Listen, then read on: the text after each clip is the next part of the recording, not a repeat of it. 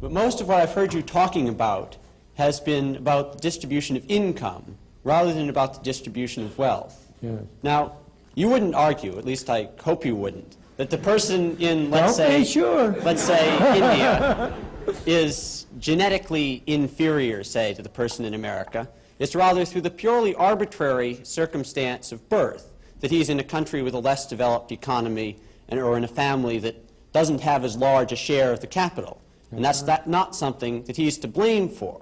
Oh, I'm not blaming anybody. Even if the free market system equitably works and everyone progresses an equal amount, that person who started out with a lesser share of the capital is still going to end up with a lesser share of the capital. That's right. And there's nothing in the free market system that's going to enable him to make up for what was a purely arbitrary deficit in the first place.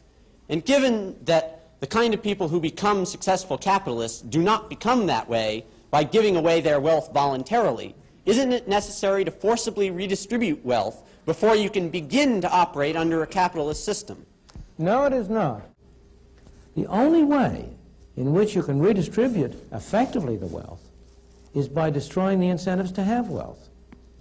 And the question is, what is the way, what is the system which will offer those people who are so unlucky as to be born without good positions, what is the system which will offer them the greatest opportunity?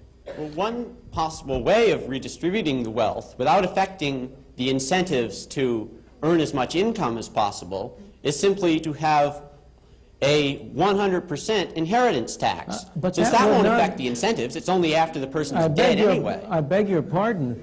I'm afraid, I don't know the family you come from. I don't, but as you grow up, you will discover that this is really a family society and not an individual society. We tend to talk about an individualist society, but it really isn't. It's a family society. And the greatest incentives of all, the incentives that have really driven people on, have largely been the incentives of family creation, of family, of pursuing, of establishing their families on a decent system. What is the effect of 100% inheritance tax? The percent of an 100% inheritance tax is to encourage people to dissipate their wealth in high living. What's the harm in that? The harm in that is that where do you get the factories? Where do you get the machines? Where do you get the capital investment? Where do you get the incentive to improve technology? If what you're doing is to establish a society in which the incentive is for people who, if they by accident accumulate some wealth, to waste it in frivolous entertainment.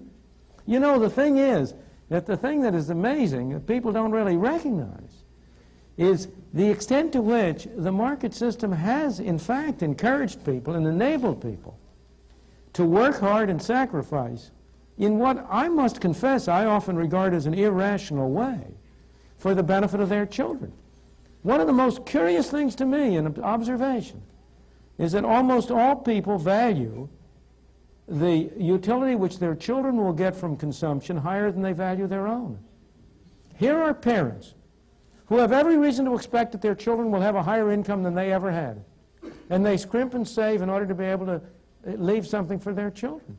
I think you are sort of like a bull in a china shop if you talk about the 100% inheritance tax having no incentive effects. It would destroy a continuing society. It would destroy a society.